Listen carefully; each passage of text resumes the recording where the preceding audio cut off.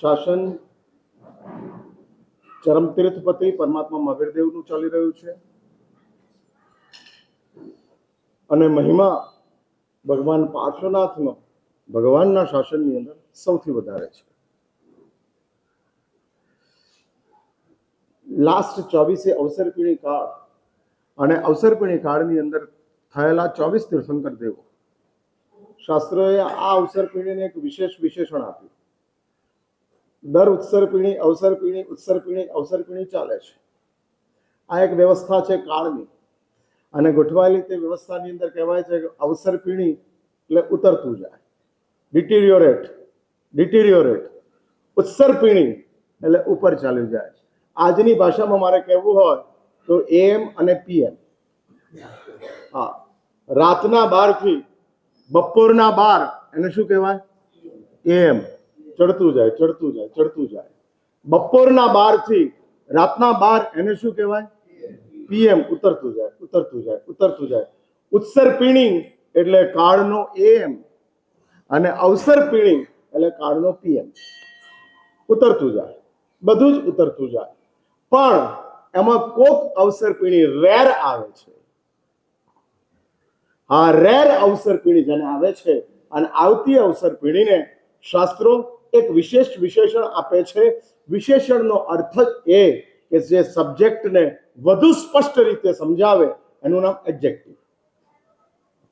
Subject અને object, એ ઓબ્જેક્ટની અંદર એડજેક્ટિવ.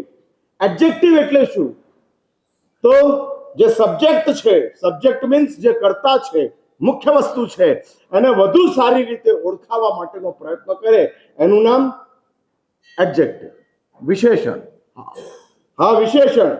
સામાન્ય રીતે બધા જ માણસો છે, પણ આપણે સ્પેસિફિક કહીએ કે સજ્જન છે, તો આ સજ્જન એડજેક્ટિવ છે કે એની એક વિશેષતા પ્રગટ કરે છે. એ જ રીતે અવસરપીણી બધી જ હોય છે, અને બધી અવસરપીણીમાં એક સરખો નિયમ લાગુ પડે છે, ઉતરતું જ જાય. હા, ઉતરતું જાય. બળ જ ઘટે એટલું નહીં, બુદ્ધિ એ ઘટે. હા, બુદ્ધિ ઘટે એટલું નહીં, એની અંદર પાછો સ્વાર્થ એડ થાય. ઓછી બુદ્ધિ હોય નુકસાન નથી, પણ સ્વાર્થ અંદર એડ થાય એટલે બુદ્ધિ ઘાતક બનતી જાય છે. હા, તમે જુઓ છો ઇઝરાયલ અને યુક્રેન, જે રીતના 2.5 વર્ષથી યુદ્ધ ચાલી રહ્યા છે, આ ધરતી ઉપરથી કમસે કમ 20 લાખ લોકો ઓછા થઈ ગયા. નાના નાના બાળકો ખતમ થઈ ગયા. જે બાળકો બચી ગયા એ અનાથ થઈ ગયા. હા, એનું કોઈ મા બાપ રહ્યું નહીં, અને એવી સ્થિતિનું સર્જન થઈ ગયું. અને એટલી ભયાનક વિભીષિકા છે, ભયાનક વિભીષિકા છે. એ સિવાયનું 7 અબજનું માનવ વિશ્વ માત્ર પ્રેક્ષક બનીને જોઈ રહ્યું છે, કારણ કે કશું જ કરી શકાય તેવું છે નહીં.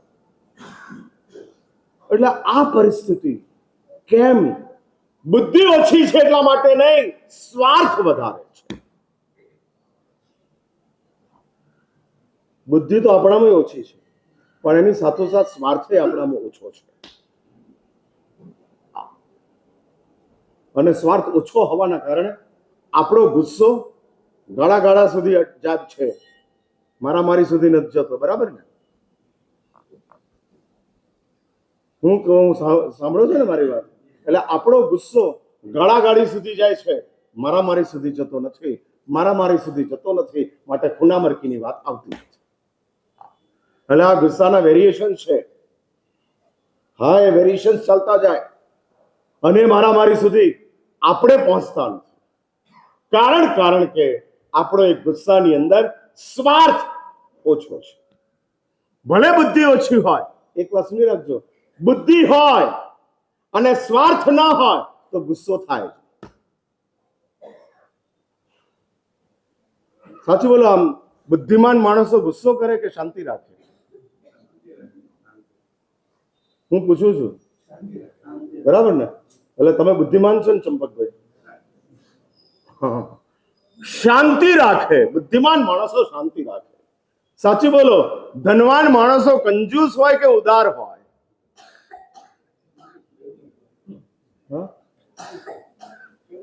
હાલે આ કંજૂસ હોય કે છે.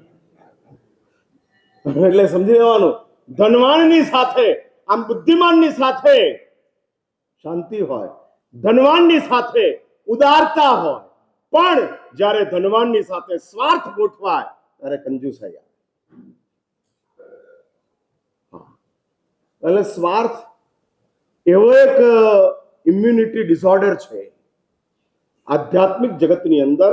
સ્વાર્થ એ ઇમ્યુનિટી ડિસઓર્ડર છે. ઇમ્યુનિટી ડિસઓર્ડર એટલે સમજ્યા ને તમે? હવે ઇમ્યુનિટી શબ્દ છે ને આમ પ્રચલિત થઈ ગયો. આફ્ટર કોરોના ઇમ્યુનિટી એટલે બધાને ખબર છે.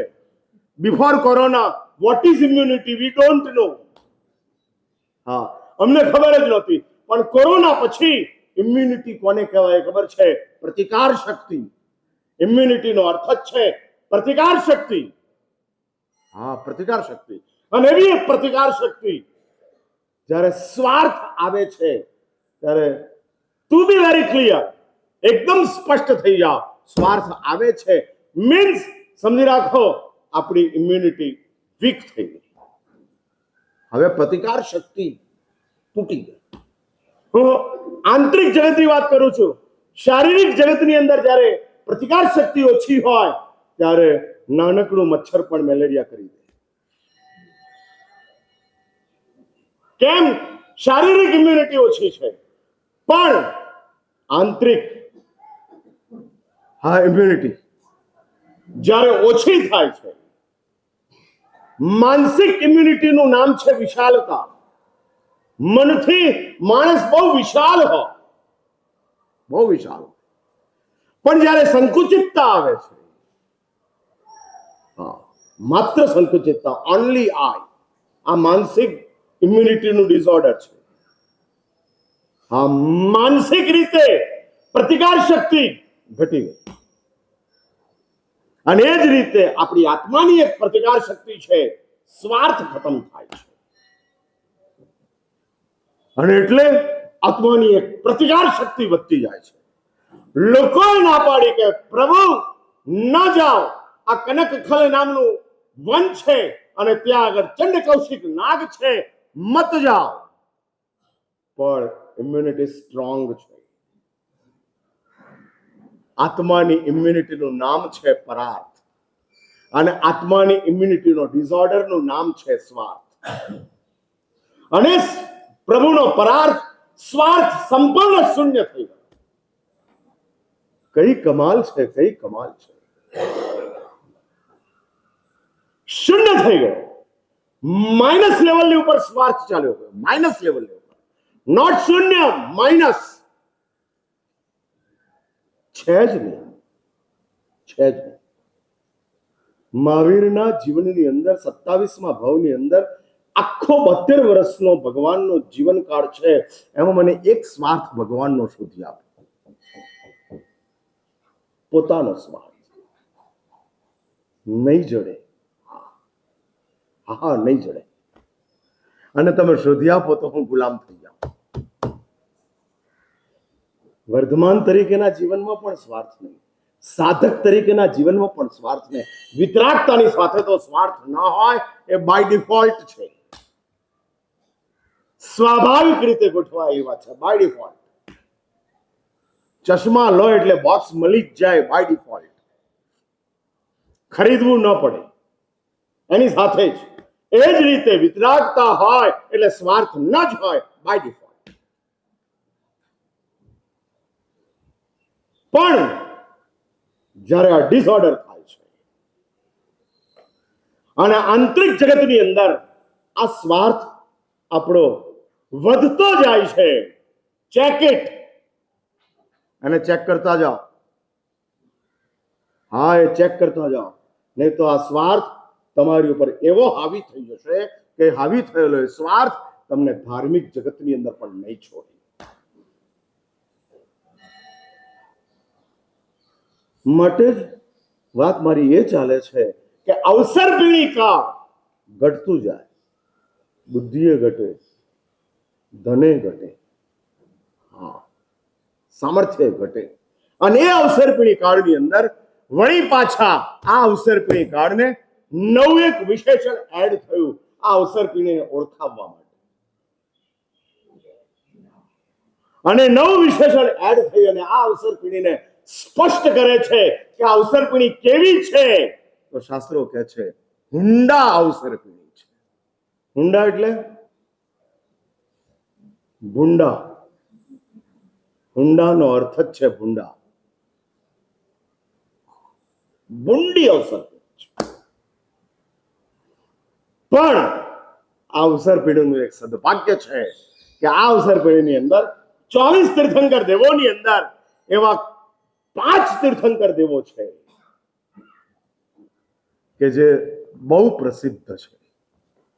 ભગવાન આદિનાથ, ભગવાન શાંતિનાથ, પરમાત્મા નેમનાથ, પરમાત્મા પાર્શ્વનાથ અને પરમાત્મા મહાવીર. આ 5 પ્રસિદ્ધ છે. એ પ્રસિદ્ધ તીર્થંકર દેવો છે. પણ 5 પ્રસિદ્ધ છે, પોપ્યુલર છે. આ 5 પોપ્યુલર છે, પણ એક તીર્થંકર એ પ્રિય છે. પોપ્યુલર નો અર્થ છે પ્રસિદ્ધ અને પ્રિય છે એનો અર્થ મારા પોતાના. Near and dear. Near and dear. અને જૈન સોસાયટી, જૈન સંઘ, ચિંતામણી પાર્શ્વનાથ પ્રભુની પાવન છત્ર છાયાની અંદર આ દેરાસર જ્યારે નાનું હતું ને ત્યારે પણ મેં દર્શન કરેલા છે. બદ્રંગર સુરેશ્વરજી મહારાજ અહીંયા આગળ બિરાજમાન હતા અને ત્યારે અનાજ દેરાસરનો જીર્ણોદ્ધાર થતો હતો ને તે વખતે જ 2000ની સાલની અંદર ભૂકંપ આવેલો. દેરાસરનો જીર્ણોદ્ધાર ચાલતો હતો, થાંભલા ગોઠવાયેલા હતા.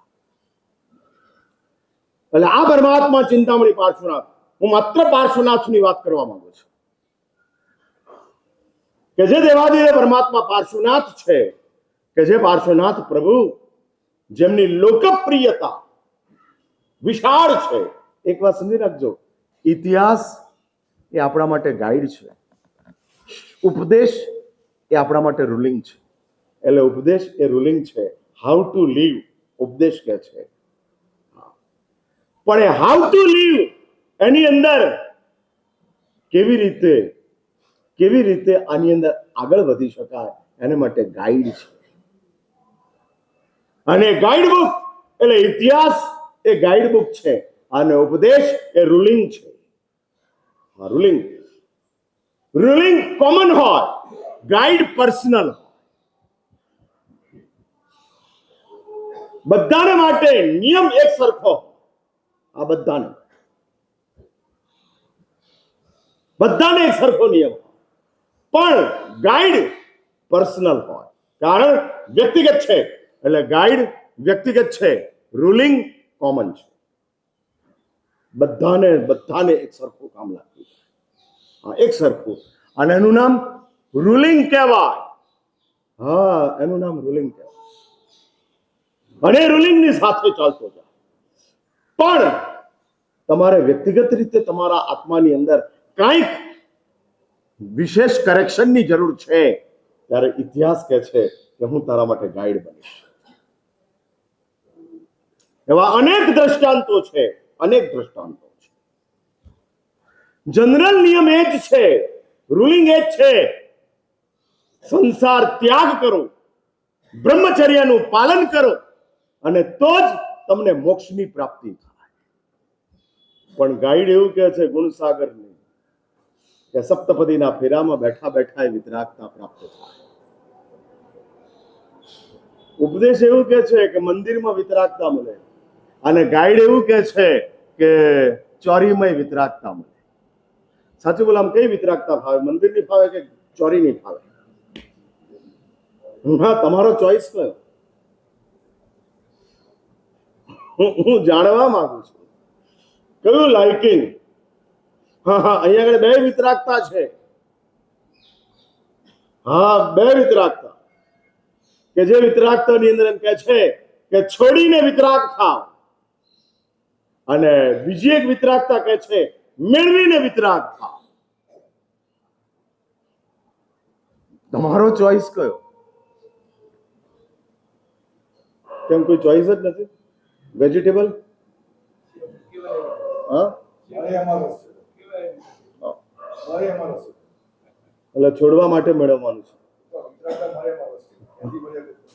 આલો આપ ગાય કે છે વિતરાગતા મળે એમાં રસ છે, તો ઉપદેશ એવું જ કે છે છોડીને બેસો. હા હા, CNBC નહીં ખોલવાનું. હા, છોડીને બેસો. ટીવી ઓપન નહીં કરવાનું, સામાયિક જ ઓપન કરવાનું. હા, એ જ એટલે છોડીને વિતરાગ થાવ એ ઉપદેશ છે. પણ કોઈ એમ કે છે ત્યારે ગાઈડ આવે છે, અને જૈન શાસ્ત્રકારો આ વિચારધારા આ પ્રભુનો સ્યાદવાદ છે, આ પ્રભુનો અનેકાંત છે, અને આ અનેકાંત એ જ શ્રેષ્ઠ ભૂમિકા છે. અહિંસા એ જનરલ છે, અનેકાંત એ વ્યવસ્થા છે, અને અહિંસા પણ અનેકાંતથી જ ગોઠવાય, એકાંતથી ન ગોઠવાય. અને એકાંતથી તમે અહિંસા ગોઠવો તે અહિંસા નથી, સૂક્ષ્મતયા તે હિંસા બને છે. કારણ કે એકાંત પોતે જ હિંસક છે. કાન ખોલીને સાંભળી લેજો, જ્યારે તમે એકાંતમાં જાઓ છો એઝ સચ એકાંત પોતે જ હિંસક છે. સંપ્રદાય ખરાબ નથી, આગ્રહ ખરાબ છે. સંપ્રદાય તો હોય ભાઈ. આસો પાલવની અંદર 100 જાતની સાડીઓ મળતી હોય એ સંપ્રદાય કહેવાય. પણ એ 100 જાતની સાડીઓની અંદર કોઈ એમ જ કે દોડી જ સાડી છે, બાકી બધા મસોતા છે. મહોતા એટલે સમજ્યા ને તમે? હા, એવું કોઈ બેન કે, અને કોઈ બેન એવી સ્ટેટમેન્ટ આપે કે વ્હાઈટ કલરની સાડી છે, બાકી બધા મહોતા છે, તો એ સંપ્રદાય ન કહેવાય. શું કહેવાય? એકાંત કહેવાય. ધોળી સાડી છે એ સંપ્રદાય છે, બાકીની બધા જ મહોતા છે, એ એકાંત છે. એટલે આ ધ્યાન રાખજો. અને આવી કમનસીબી વર્તમાન જૈન સંઘની અંદર ચાલુ થઈ છે. માત્ર આગ્રહોની અંદર નથી, કદાગ્રહોની અંદર ઘૂસ્યા છે. હા, કદાગ્રહોની અંદર ઘૂસ્યા છે. દૂધ પાતળું હોય તો ચાલે, પણ ફાટેલું તો ન ચાલે. બરાબર ને? એટલે પાતળા દૂધનો ઉકાળો કરાય, પણ ફાટેલા દૂધને ફેંકી જ દેવું પડે. હા, આ પેલા પાછળ પનીર બને, અમદાવાદી સિસ્ટમ. હા, શું પણ એવું છે ને કે પનીર બનાવવા માટે જાઓ એ પહેલા જ પનીરની અંદર એ ખરાબી આવી ગઈ હોય. હાલો, આવી ગયા માવો. આજે આવું ના ખવડાવતા બેસણાની અંદર. હા હા, ફૂડ પોઈઝનિંગ મહેરબાની કરજો. હા, એટલે એવું છે ને કે આ 4 મહિના જૈન સોસાયટીની સાથે મારી પણ ક્રેડિટ ગોઠવાયેલી છે. હા, બંનેની ક્રેડિટ જોડાયેલી છે. એટલે હું એ કહેવા માંગુ છું કે ફાટેલું દૂધ હોય એ ફેંકી જ દેવું પડે. કોક જ એવો સમજદાર હોય કે જેનું પનીર બનાવી શકે, બાકી કોઈ ભોગાવો, અને તમે સમજદારમાં આવતા. હા, એટલે મહેરબાની કરીને પનીરની વાત કરતા નહીં. હા, એટલે દૂધનું બનાવાય, બુદ્ધિનું નથી બનાવતા. હા, એટલે અને હવે તમે આડી ચર્ચા ઉપર ચાલ્યા જાઓ છો. હું જે વાતની ઉપર ફોકસ કરવા માંગુ છું એ ફોકસને સમજી રાખો. એટલે બહુ સ્પષ્ટ સમજો, આ સંસારની અંદર જ્યારે સંપ્રદાય હોય એનો વિરોધ નથી, પણ આગ્રહ હોય, અને આગ્રહ જ્યારે કદાગ્રહની અંદર પરિવર્તિત થયેલો, હા, કદાગ્રહ, હા, I am right, okay, only I am right, જૂઠ. અને ભૂમિકાની અંદર જ્યારે આપણે આવતા છીએ ત્યારે જૈન શાસ્ત્રકારો કહે છે કે આ અનેકાંત છે અને તે અનેકાંતને મગજની અંદર બહુ સ્પષ્ટ સમજવાનો છે, બહુ સ્પષ્ટ સમજવાનો. અને એટલે જ તીર્થંકર દેવોની આ એક વ્યવસ્થા છે. હું એ વાત કરું છું કે ઇતિહાસ ગાઈડ છે અને આપણા જીવનની અંદર અનેક આવશ્યકતાઓ છે, અનેક સમસ્યાઓ છે. હા, તમારી આવશ્યકતાઓ પણ ઘણી છે અને તમારી સમસ્યાઓ પણ ઘણી છે. નીડ્સ પણ છે અને પ્રોબ્લેમ પણ છે. માત્ર ઉપદેશથી તમારી આવશ્યકતાઓ ફૂલફિલ થઈ શકે તેવું નથી. માત્ર ઉપદેશથી તમારા પ્રોબ્લેમો સોલ્વ થાય તેવા નથી. એટલે ઉપદેશની સાથે ગાઈડલાઈન પણ આપવી પડે તેમ છે. ફરીથી એક વાત સમજી રાખજો, ગાઈડલાઈન વ્યક્તિગત હોય છે, જનરલ નથી હોતી. કારણ કે દરેક વ્યક્તિને પોતપોતાનું પર્સનલ માર્ગદર્શન જોઈએ છીએ. રૂમની સાઇઝ પ્રમાણે એસી જોઈએ, બધું એક સરખું એસી ન મુકાય. હા, રૂમ નાની છે તો 1 ટનમાં ચાલે અને હોલ મોટો છે તો 10 ટન રાખવું પડે. એ રીતે એટલે ગાઈડ એ એસી ની સાઇઝ છે. રૂમ તો પહેલેથી એસ્ટાબ્લિશ છે, એટલે જરૂરિયાત અને સમસ્યા એ પહેલેથી એસ્ટાબ્લિશ છે. હવે જરૂરિયાત અને સમસ્યાઓ એને સોલ્વ કેવી રીતે કરવી એ એસીની સાઇઝને તમે નાની મોટી કરી શકો, ગાઈડલાઈનની અંદર આવી શકો અને આવવા દ્વારા તમે તમારી જાતને એસ્ટાબ્લિશ કરી શકો. આ સંસારની અંદર ઘણાઓનો પ્રોબ્લેમ છે કે મહારાજ સાહેબ અમને યશ મળતો નથી.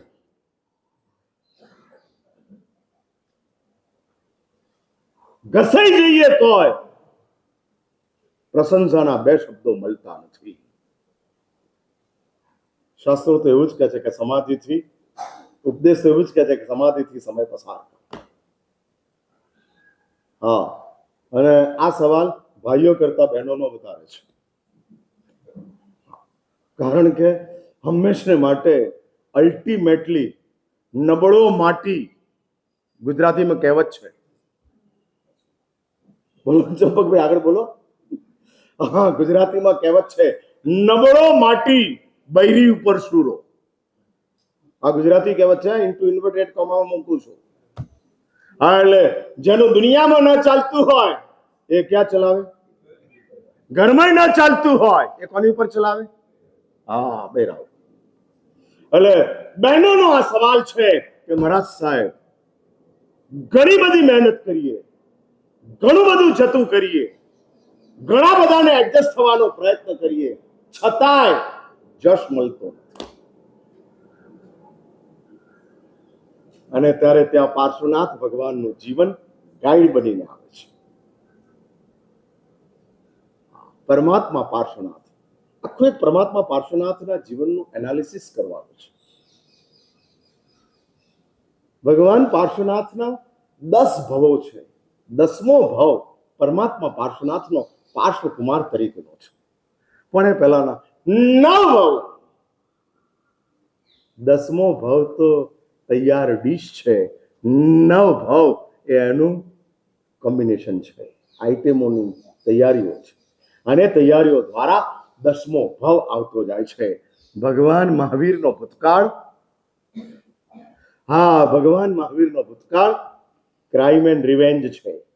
અપરાધ કરો, સજા ભોગવો. હા, એટલે ભગવાન એ જ ચાલે છે. ત્રિપૃષ્ઠના ભવની અંદર મહાવીર દેવ ભગવાનનો ભૂતકાળ એમ કે છે. હા, ભગવાનનો ભૂતકાળ એમ કે છે, ટીટ ફોર ટેટ, જેવા સાથે તેવા. અને જેવા સાથે તેવાની અંદર પરમાત્મા મહાવીર પોતાના ભૂતકાળની અંદર ભગવાન મહાવીરનો આત્મા ત્રિપૃષ્ઠના ભવની અંદર સૈયા પાલકના કાનની અંદર સીસાનો રસ રેડી દે છે. સૈયા પાલકે બેદરકારી કરી તો હું એને સજા કરીશ. એટલે ટીટ ફોર ટેટ એ ભગવાન મહાવીરનો ભૂતકાળ છે. પણ પરમાત્મા પાર્શ્વનાથનો ભૂતકાળ છે ટીટ ફોર ટોલરન્સ, જેવા સાથે તેવા નહીં, જેવા છે એની સાથે સહન કરતા જાઓ, ટોલરન્સ. ઈંટનો જવાબ પથ્થરથી નહીં એ ભગવાન મહાવીર, પણ ઈંટનો જવાબ પુષ્પથી એ ભગવાન પાર્શ્વનાથ. પોતાના જ ભાઈએ, જેનું નામ પહેલા ભાવની અંદર કમઠ છે, એણે ભગવાનના મરુભૂતિના જીવનની અંદર પથ્થર ફેંક્યો. પહેલા તો દાંપત્ય જીવનની અંદર પથ્થર બન્યા, અને પછી એના આયુષ્યની અંદર હવે આ કમાલ એ છે કે મરુભૂતિ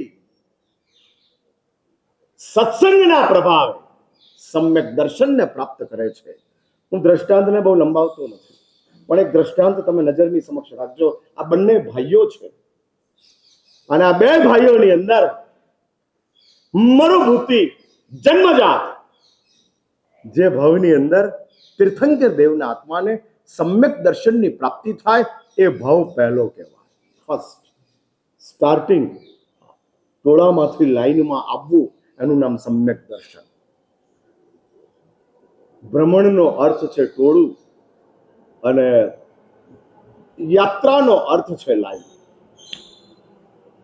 ભલે 1000મો નંબર હોય, લાગે ને 2000 ની નોટ બદલવા ગયા હતા ને, 4 કલાક 6 કલાક ઉભા રહેવું પડે આ 2000 ની નોટ બદલવા માટે, પણ લાઈનમાં હો તો નંબર લાગે, ટોળામાં હો નંબર ન લાગે. એટલે એટલું નક્કી કરો કે આ ભાવમાં ટોળામાંથી લાઈનમાં આવવું છે.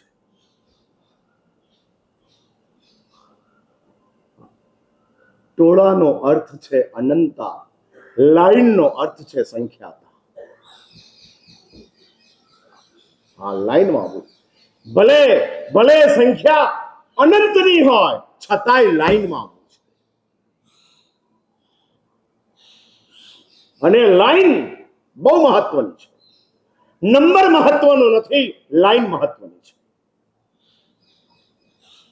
હા, લાઈન મહત્વની છે. અને લાઈન માનવ જીવનની અંદર મળે છે, ટોળું બાકીની દુનિયાઓમાં મળે છે. તમને મારી વાત સમજાય છે ને?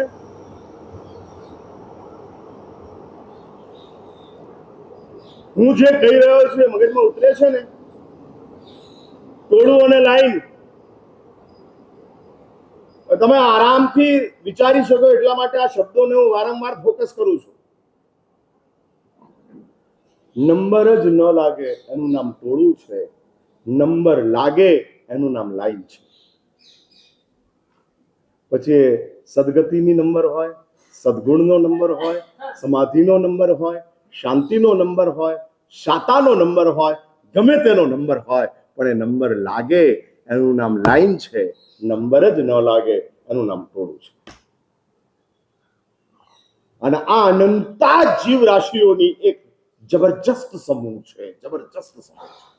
અનંતા મોક્ષે ચાલ્યા ગયા છતાં અનંતા બચ્યા છે. ચાલ્યા ગયામાં આપણો નંબર નથી, રહેલામાં આપણો નંબર છે. આપણી આ કેવી કમનસીબી છે, કેવી કમનસીબી છે કે જે કમનસીબીના કારણે અનંતા ચાલ્યા ગયા પણ એમાં આપણે ન પહોંચ્યા. હા, આપણે ન પહોંચ્યા, અને આપણે અટવાતા જ રહ્યા, અટવાતા જ રહ્યા, મળવા છતાં અટવાતા રહ્યા. હા, મળવા છતાં સાક્ષાત તીર્થંકર દેવ મળ્યા હશે તોય આપણે ભટક્યા કરે. એટલે એક નક્કી કરો, આ બધા જ શ્રવણો, બધા જ આચરણો, બધા જ સ્વાધ્યાયો, એનું એક લક્ષ્ય માધો, એક કેન્દ્ર તૈયાર કરો, ટોળામાંથી લાઈનમાં આવવું છે. અને લાઈન બહુ મોટી ચીજ છે. તીર્થંકર દેવનો આત્મા પહેલા ભાવ તેને જ કહેવાય છે કે જે ભાવની અંદર પ્રભુને સમ્યક દર્શનની પ્રાપ્તિ થાય છે. અને મરુભૂતિના જીવનની અંદર તે સમયની અંદર હરિશ્ચંદ્ર નામના કેવલી અને કેવલી ભગવંતના સત્સંગની અંદર મરુભૂતિ આવે છે, અને સત્સંગના કારણે મરુભૂતિના આત્માની અંદર સમ્યક દર્શનનું પ્રાગટ્ય થાય છે. અને આ સમ્યક દર્શનનું પ્રાગટ્ય થઈ જવાના કારણે સંસાર પ્રત્યે, સંસારના કહેવાતા વ્યવહારો પ્રત્યે, સંસારની કહેવાતી વાસનાઓ પ્રત્યે એક પ્રકારની ઉપેક્ષા શરૂ થઈ. અને આનું એક રિએક્શન આવ્યું, મરુભૂતિની એક્શન, અને એનું રિએક્શન એની પત્નીની અંદર પૂરું થયું.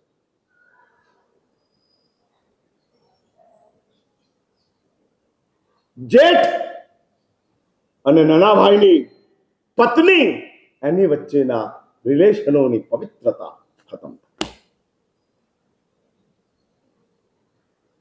અને ખતમ થયેલી તે પવિત્રતાની સામે નાનકડો ભાઈ વિદ્રોહ કરે છે. હા, વિદ્રોહ કરે છે. વ્યવસ્થા ડિસ્ટર્બ થાય છે. સંબંધ તૂટે એ જેટલું મહત્વનું છે, એના કરતા વ્યવસ્થા તૂટે એ વધુ ગંભીર છે. હા, ગંભીર છે. ગુનો ખરાબ નથી, પણ ગુનો આવશ્યક બની જાય એ ભયાનક બાબત છે. રાત્રિ ભોજન ખરાબ છે, પણ રાત્રિ ભોજન કોમન થઈ જાય એ મહાભયાનક વાત છે. હા, ભયાનક વાત છે. રાતે ખાવું, એક વ્યક્તિ છે ઠીક છે, 50 વ્યક્તિ છે ઠીક છે, 500 છે, 5000 છે ઠીક છે, પણ રાત્રિ ભોજન કોમન થઈ જાય એ આખી વ્યવસ્થાને ડિસ્ટર્બ કરવાની ભૂમિકા છે. અને માટે આ ફરિયાદ રાજાની પાસે પહોંચે છે. રાજા કમઠને બોલાવે છે અને રાજા સજા કરે છે, જાહેરની અંદર બદનામ કરે છે.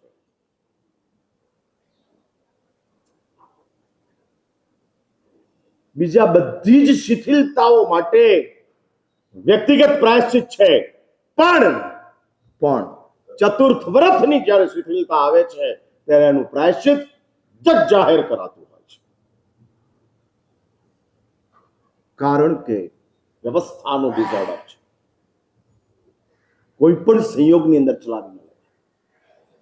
આસ્થાની ખરાબી વ્યક્તિને નુકસાન કરે, વ્યવસ્થાની ખરાબી પરંપરાને ખતમ કરી નાખે, સમૂહને ખતમ કરી નાખે. અને કોઈ પણ સંયોગની અંદર ચલાવી ન લેવાય. એટલે આ એક વ્યવસ્થા હતી. રાજાએ સજા કરીને પેલાને ખોટું લાગ્યું, અને ખોટું લાગવાના કારણે તાપસ થઈ ગયા પછી પણ અંદરની દુષ્ટતા ખતમ નથી થઈ. હા, એક વાત સમજી રાખજો, દોષોની દુનિયામાં વિસ્મરણ આશીષ છે, અભિશાપ નથી. તમે ભૂલી જાઓ કોકના ગુનાઓને તો એ તમારા ફાયદામાં છે. તબીબી જગતની અંદર અલ્ઝાઇમર કરીને એક બીમારી થાય છે, એમાં માણસ ભૂલી જાય. પણ એવી અલ્ઝાઇમર બીમારી આપણને ભગવાન તરફથી કે કર્મ મહાસત્તા તરફથી મળે કે કોકનો ક્રોધ આપણે ભૂલી જઈએ, કોકની દુશ્મની આપણે ભૂલી જઈએ, કોકે આપણી સાથે કરેલો દુર્વ્યવહાર આપણે ભૂલી જઈએ, તો એ અલ્ઝાઇમર બીમારી નથી, આરોગ્ય છે. ગુસ્સો યાદ રહે, અહંકાર યાદ રહે, ઉપેક્ષા યાદ રહે, એ બીમારી નહીં, મહાબીમારી છે. હા, બીમારી નહીં, મહાબીમારી છે. અને બીમારી આપણી ચાલી જાય. આ બાજુ મરુભૂતિને જો કેવી કમાલ છે, આ કઈ મોટી વિશેષતા ચાલે છે. એક વાત સમજી રાખજો, પરમાત્મા પાર્શ્વનાથ આટલા બધા લોકપ્રિય છે, એનું સ્ટાર્ટિંગ અહીંયા આગળ છે. પોતાના કારણે પોતાનો મોટો ભાઈ જગતમાં અપ્રિય થયો, એનો વસવસો ભગવાન પાર્શ્વનાથના આત્માને વધુમાં વધુ છે.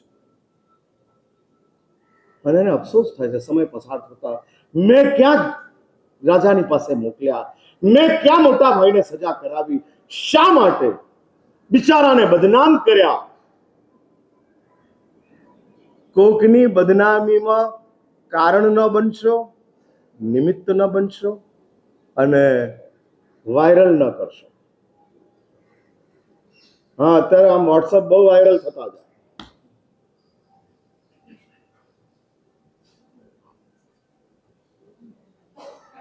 બીમારીનો ઈલાજ હોય, બીમારીનો પ્રચાર ન હોય.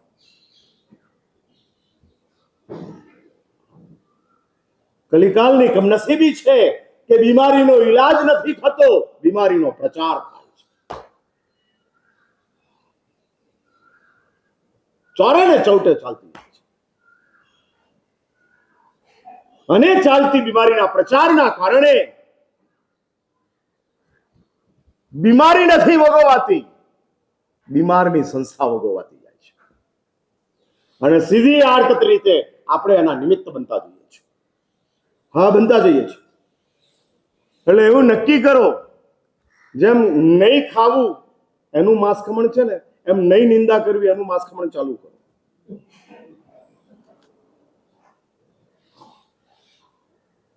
ત્રીસ દિવસનું કોઈનું ક્રિટિસિઝમ ન કરવું, પર્યુષણા સુધી કોઈની નિંદા ન કરવી. જોડવા છે હાથ? હા, આ એક મોટું માંસખમણ છે. હા, ખાવાનું છોડી દેવાય છે પણ નિંદા નથી છોડાતી. હા, 6 વિગોઈઓ છોડી દેવાય છે, ઈર્ષ્યા નથી છૂટતી. હા, દૂધ, દહીં, ઘી, ગોળ બધું છોડી દીધું, ઈર્ષ્યા નથી છૂટતી. એટલે આ ચીજો, એનું માસક શપન, એના 15 ઉપવાસ, હા, એની 28 નથી ચાલતી. પણ મરુભૂતિ અંદરથી એને વસવસો છે, વેદના છે, હા, પીડા છે, હા, પીડા છે. અને પીડાના કારણે આશ્રમે પહોંચી અને માફી માગે છે. આ માફી લોકપ્રિયતાનું બીજ છે. આ માફી નથી, ના જોઈએ. હવે આમ જૈન દર્શનના બહુ નાનકડા પાઠ છે પણ બહુ મહત્વના છે. ચાવી વાળી ઘડિયાળની અંદર ચાવી જ ન હોય તો ચાલે કેવી રીતે? એમ ભલે ચાવી બહુ નાની છે પણ ચલાવવા માટે બહુ જરૂરી છે. એ જ રીતે આ બધી જે ચીજો છે કે જે બહુ નાની છે પણ એનું પરિણામ ભગવાન પાર્શ્વનાથ 2800 વર્ષ પછી પણ એટલા જ હાજરા હતા. એવા જીવંત પરમાત્મા પાર્શ્વનાથ છે કે જે પરમાત્મા પાર્શ્વનાથ 9 ભાવોની અંદર આગળ વધતા જાય છે અને ભગવાનની માફીનો વિસ્તાર છે અને પેલાની દુશ્મનીનો વિસ્તાર છે.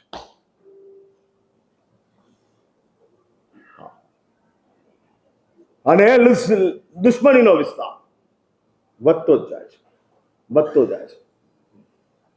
એ પરમાત્મા પાર્શ્વનાથ 9મા નંબરના ભાવની અંદર પધારે છે.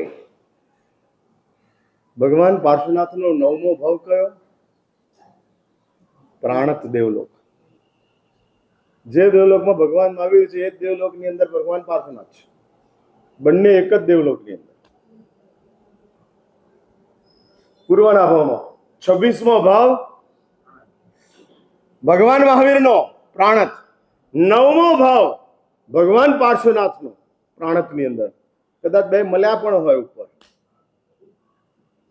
આ 20 સાગરોપમ સુધી બે એક જ દેવમાનમાં છે. હા, અને બંનેનું એક કોમન વ્યક્તિત્વ છે કે બંને તીર્થંકર નામ કરવાની નિકાચના કરેલી છે. સંસારની અંદર સામાન્ય રીતે કરોડપતિની કરોડપતિ સાથે જલ્દી આગળ બોલો મહેન્દ્રભાઈ. હા, શું થઈ જાય? દોસ્તી થઈ જાય. એડહેસિવ વીક હોય પણ દોસ્તી હોય. હા, ક્લૂઝ જાણવા માટે, હા, એના વિકાસને સમજવા માટે હવે એટલે દોસ્તી છે. મોદી સાહેબ અને ભારતના પાકિસ્તાનના વડાપ્રધાન મળે ત્યારે હગ જ કરે, બચકા ના ભરે. હા, એટલે એ દોસ્તી. સામાન્ય રીતે આવો એક નિયમ છે. અને આ તો આધ્યાત્મિક જગતના સમ્રાટો છે. ભગવાન પાર્શ્વનાથનો આત્મા 10મા નંબરના દેવલોકની અંદર અને પરમાત્મા મહાવીર દેવનો આત્મા પણ 10મા નંબરના દેવલોકની અંદર. ભગવાન પાર્શ્વનાથનું આયુષ્ય 10મા નંબરના દેવલોકની અંદર વહેલું પૂર્ણ થયું અને પહોંચી ગયા. પાછળ પરમાત્મા મહાવીર છે. અને આ 10મા નંબરના દેવલોકની અંદર પરમાત્મા પાર્શ્વનાથ. સામાન્ય રીતે દેવલોકની અંદર દેવો પુણ્યનો ભોગ જ કરતા હોય. પુણ્યના બંધના અવસરો હોવા છતાં એટલા બધા અવસરોને દેવો એન્કેશ કરતા. હા, એટલે તો અસંખ્ય દેવો દેવલોકની અંદરથી મૃત્યુ પામે છે. એમાંથી મોટા ભાગના દેવો મૃત્યુ પામીને ક્યાં જાય દેવલોકમાંથી? હા, એકેન્દ્રિયની અંદર. કેમ? પુણ્યનો ભોગ છે, પુણ્યનો બંધ નથી. એકેન્દ્રિય ભાવ કેવી રીતે મળે? પાપના કારણે. પુણ્યના કારણે થોડો મળે છે, નથી મળતો. રત્નોની અંદર થાય છે મારા સાહેબ. એ દેવો રત્નોની અંદર જીવ તરીકે ઉત્પન્ન થાય છે. દેવલોકની પાણીની અંદર ઉત્પન્ન થાય છે. પાણી તો સ્વચ્છ છે ને, ભલે રહ્યું સ્વચ્છ, પણ શું કહેવાય? હા, સાઉદી અરેબિયાના બેગમને ત્યાં કૂતરો હોય, ભલે કરોડપતિ હોય કૂતરો, પણ શું કહેવાય? કૂતરો જ કહેવાય ને, છોકરો તો ન જ કહેવાય. હા, એટલે કૂતરો એ પાપ કર્મોનો ઉદય છે. એમ એકેન્દ્રિય પાપ કર્મોનો ઉદય છે.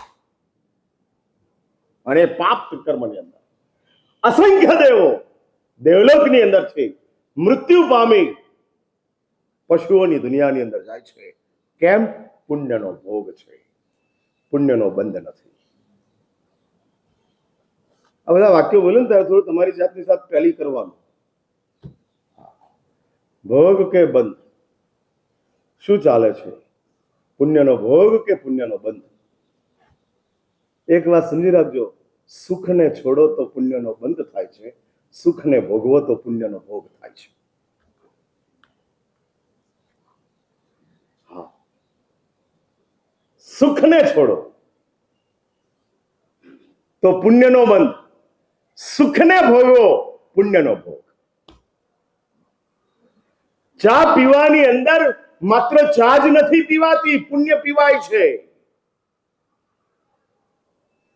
કાન ખુલ્લા છે ને?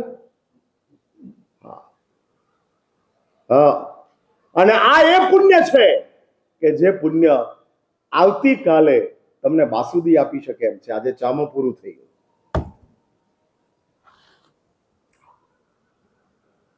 અને માટે જ પરમાત્મા પાર્શ્વનાથ આટલા બધા લોકપ્રિય છે, આટલું વિપુલ આદેય નામ કર્મ છે. પ્રભુના ગયા પછી પણ પ્રભુનો મહિમા એવો ને એવો જ ચાલે છે, એવો ને એવો જ ચાલે છે. શું કારણ? તો શાસ્ત્રો કહે છે 10મા નંબરના દેવલોકના ભાવની અંદર પરમાત્મા પાર્શ્વનાથના આત્માએ પુણ્યના ભોગની સાથોસાથ પુણ્યના બંધના અવસરોને પણ એન્કેશ કર્યા.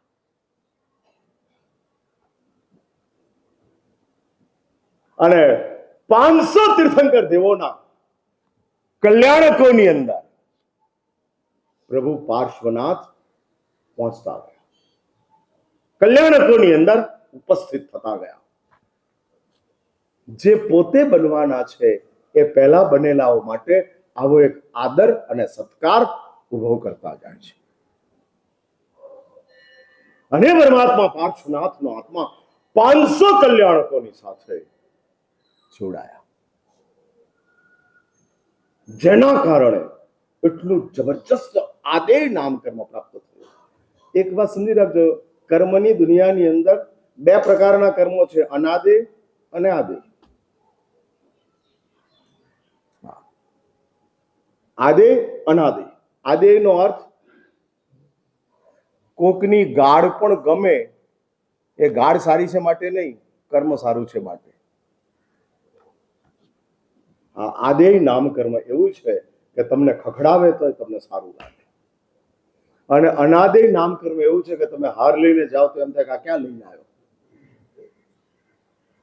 આ ક્યાં અત્યારે ભટકાણો, ના આવ્યો હોત તો સારું. આ અનાદેય નામ કર્મ છે જેમાં આદેયતા પ્રાપ્ત થતી નથી, અને આ બહુ મોટો સાંસારિક જગતની અંદર પ્રોબ્લેમ છે. ત્યારે પરમાત્મા પાર્શ્વનાથ કહે છે કે જો તારે તારા અનાદેયને ખતમ કરવું હોય, આદેયને ઊભું કરવું હોય, તો પરમાત્મા પાર્શ્વનાથ કહે છે તીર્થંકર દેવોના કલ્યાણકો એની આરાધના તારા જીવનમાં શરૂ કર. સમસ્યાઓનો ઈલાજ ધર્મની પાસે છે જ. કોણ કહે છે ધર્મની પાસે સમસ્યાઓનો ઈલાજ નથી? એવું કોણ કહે છે? છે જ. બની શકે કે એ ઈલાજ કઠિન હોય, પણ છે. હા, અને એ ઈલાજ કાયમી છે, કરી જ નાખે છે.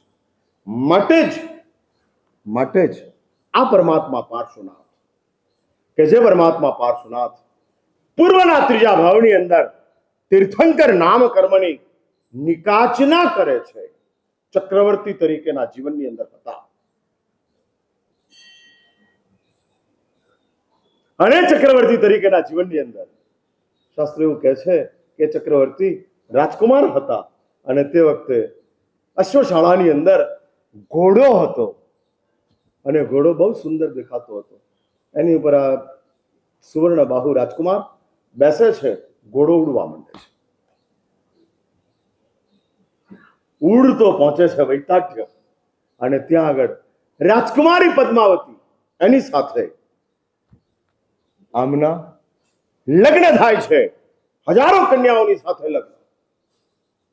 ચક્રવર્તી તરીકેનું જીવન છે. ભોગો માગવાના નથી, મળી જાય તો જૈન શાસ્ત્રકારો કહે છે કે ભોગવી લે, એમાં આસક્ત થવાનું નથી. માગવા એ સંકલેશ છે, ભોગવવા એ આસક્તિ છે, પણ એને મહેમાન તરીકે સ્વીકારી લેવા એ અનાસક્તિ છે. સમજાય મારી વાત? ચલો વાત પૂરી કરું, અડધી મિનિટ છે. હું આ વાત પૂરી કરું છું. જો ફરી એક વાત સમજી રાખજો, મેળવવા માટેનો પ્રયત્ન એ સંકલેશ છે. એને શાસ્ત્રો આર્ત ધ્યાન કહે છે. હા, આર્ત ધ્યાન. 50,000 નો મોબાઈલ મેળવવો છે, 50,000 નો મોબાઈલ મેળવવો છે, આર્ત ધ્યાન. પછી કે છે કે મળી ગયો, અને એની ઉપર જ આપણું સંપૂર્ણ કોન્સન્ટ્રેશન, એનું નામ આસક્તિ છે. હા, આસક્તિ છે. આર્ત ધ્યાન કરતા મહાભયાનક ચીજ છે આસક્તિ. અને એના કરતા ત્રીજી એક ભૂમિકા આવે છે જે વાપરવાની છૂટ છે, પણ મહેમાન તરીકે અનાસક્ત ભૂમિકા છે. મહેમાનનું સન્માન હોય, મહેમાનનું પોઝિશન ના હોય. મહેમાન બહુ સારા છે માટે રાખી લઉં, ના. નો પોઝિશન, માત્ર રિસ્પેક્ટ. અને એ પરમાત્મા પાર્શ્વનાથ પોતાના જીવન દ્વારા આ મેસેજ આપે છે. ચક્રવર્તી તરીકેના જીવનની અંદર વિપુલ ભોગોને ભોગવતા ભોગવતા સંસારના તમામ જીવોની કમનસીબ હાલતને જોતા અંદરથી એક ભાવ જાગૃત થાય છે. સત્સંગથી સમ્યક દર્શન મળે છે, સદભાવથી તીર્થંકર નામ કર્મ મળે છે. અને જીવો પ્રત્યેનો સદભાવ, વિપુલ પ્રમાણનો સદભાવ તીર્થંકર નામ કર્મને પ્રાપ્ત કરી પરમાત્મા પાર્શ્વનાથ 10મા નંબરના ભાવની અંદર પાર્શ્વનાથ બની અને જગતના જબરજસ્ત ઉપકારને માટેના અદ્ભુત પ્રયત્નો પ્રભુએ હતા ત્યારે કર્યા, ગયા પછી પણ પરમાત્માનો ઉપકાર આજે પણ અસીમ અસીમ ચાલે છે એવા પરમાત્મા પાર્શ્વનાથ, જેમનું આ શ્રાવણ સુદ આઠમના દિવસે 28મું નિર્વાણ કલ્યાણક છે. શ્રી સંઘની અંદર 500 તીર્થંકર દેવોના 500 કલ્યાણકોની આરાધનાની વાત તે દિવસથી આરંભ થનાર છે અને પ્રભુનું 28મું આ નિર્વાણ કલ્યાણક છે. શ્રાવણ સુદ આઠમના દિવસે આપણે વિશિષ્ટ રીતે આનું એક આયોજન યોગાનુયોગ છે. પરમાત્મા પાર્શ્વનાથ તમારા શ્રી સંઘના અસીમ ઉપકારી છે. હા, અને અસીમ ઉપકારી છે કે જે પરમાત્મા પાર્શ્વનાથના પુણ્ય પ્રભાવના કારણે આ સંઘ સર્વત્ર યશને પ્રાપ્ત કરતો જાય છે. હા, યશને પ્રાપ્ત કરતો જાય છે અને એવા યશસ્વી યશ આપણને જે મળ્યો છે એ પ્રભુ પાર્શ્વનાથના પુણ્ય કૃપાના કારણે પ્રાપ્ત થયો છે. અને યોગાનુયોગ ભગવાનનું નિર્વાણ કલ્યાણક ચાતુર્માસની અંદર આવે છે, તો એ ચાતુર્માસની અંદર તે દિવસથી 500 તીર્થંકર દેવોના કલ્યાણકોની આરાધના શ્રી સંઘની અંદર કરાવવાની. અહીંયા 100મું વર્ષ આવી રહ્યું છે ને? હા, 7 વર્ષ. પણ એ 7 વર્ષ આ 500 કલ્યાણકોની આરાધનાની અંદર કરવાના છે. અને જ્યારે આવે પરમાત્માનો 100મું વર્ષ, ત્યાં સુધીની અંદર આવી એક આરાધના કન્યા સુધારસ વિજયજીએ તમારી સાથે ચાતુર્માસ પહેલા અહીં આગળ જ્યારે સાલગીરામાં પધાર્યા હતા ત્યારે આ વાત એમણે ગોઠવેલી હતી અને એમણે મને કીધું કે તમારું ચાતુર્માસ છે તો તમારી નિશ્રાની અંદર આ આયોજન, આ આરાધના શરૂ કરાવજો. એટલા માટે આપણે શ્રાવણ સુદ આઠમના દિવસે કયો રીતનો કાર્યક્રમ ગોઠવવો, શું કરવું એની વિચારણા કરી અને આપણે શ્રી સંઘની અંદર તેની જાહેરાત કરશું.